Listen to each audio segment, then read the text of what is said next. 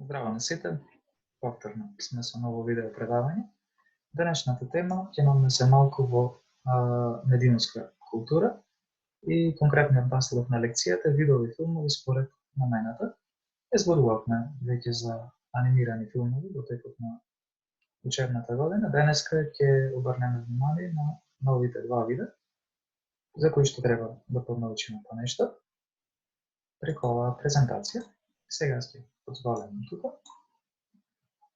Одиме.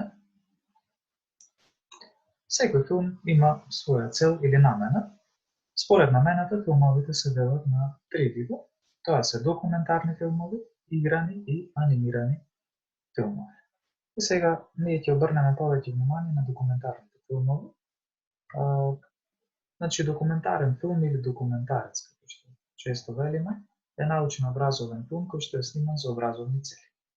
Документарните филмови најчесто вработуваат теми со научен карактер и теми од разни области, како историјата, науката, спортот, политиката, географијата, биологијата и слично.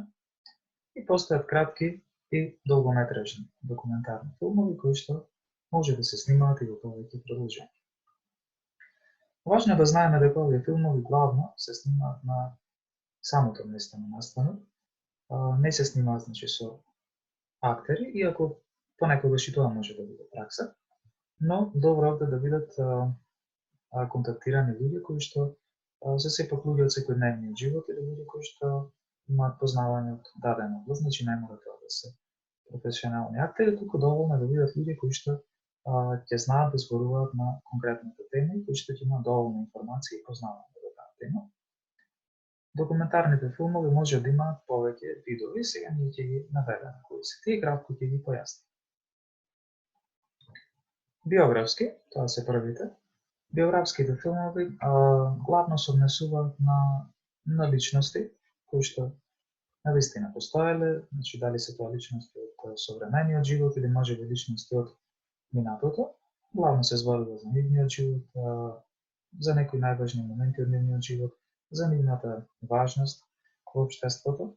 Може тоа да бидат познати личности, но може да бидат и луѓе од сосем обичниот живот, кои што сепак има некоја интересна приказна да понудат, кој што може да биде од јавен интерес.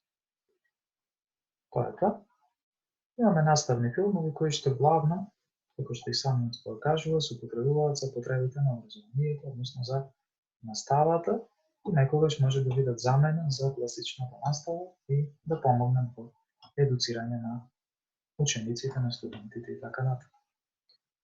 Постојат и научно популарни филмови кои што главно зборуваат за напредокот кој што го прави човештвото во поглед на науката, на технологијата и така натаму.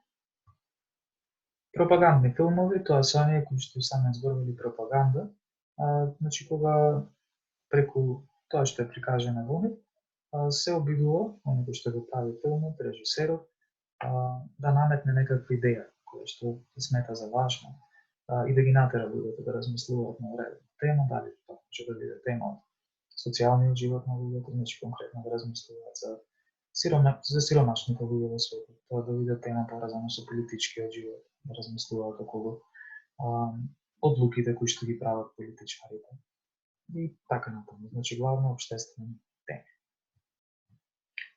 Рекламни филмови, тие се кратки, обично се рекламираат одредени производи, кои што би можеле да бидат од некаква корист или така нешто во животот на човекот.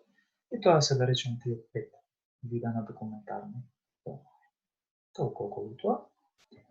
Вторите две играни филмови со помош на игра и на актери обработуваат настани од минатото и сегашност, а со помош на научната фантастика обработуваат и теми кои што се поврзани со иднината.